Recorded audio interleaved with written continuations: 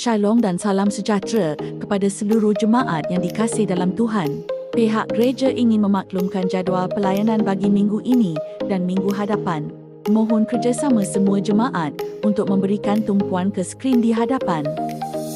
Dimaklumkan bahawa hari penghargaan pastor yang pada asalnya dijadualkan pada minggu hadapan akan ditangguhkan ke satu tarikh yang baharu.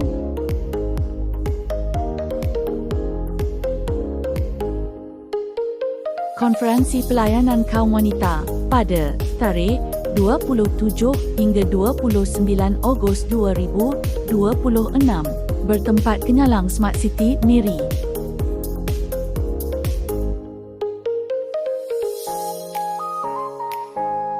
Jadual kebaktian pelayanan lelaki yang diadakan pada setiap hari Ahad pada jam 2 petang.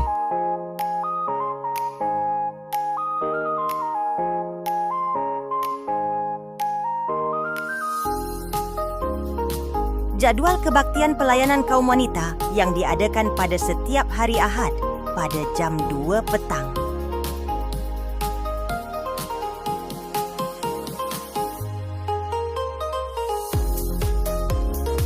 Jadual pelayanan pemuda-pemudi yang diadakan pada setiap hari Jumaat pada pukul 7.30 malam.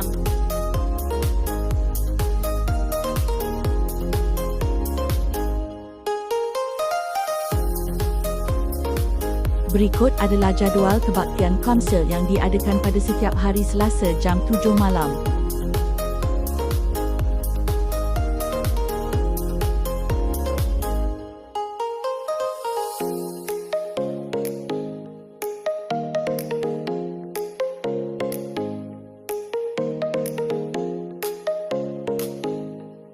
Jadual kebaktian doa umum pada setiap hari Rabu jam 7.30 malam.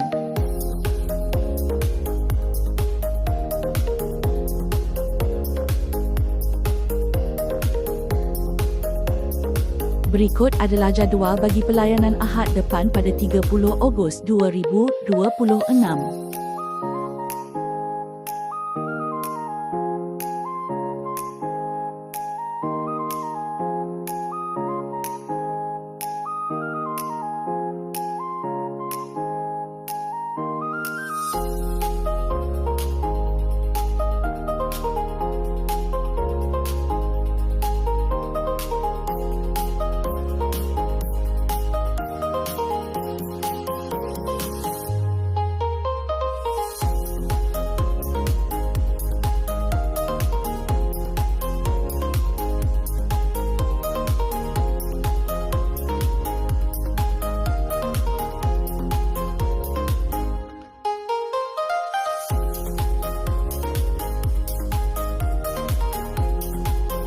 Terima kasih untuk perhatian semua jemaat.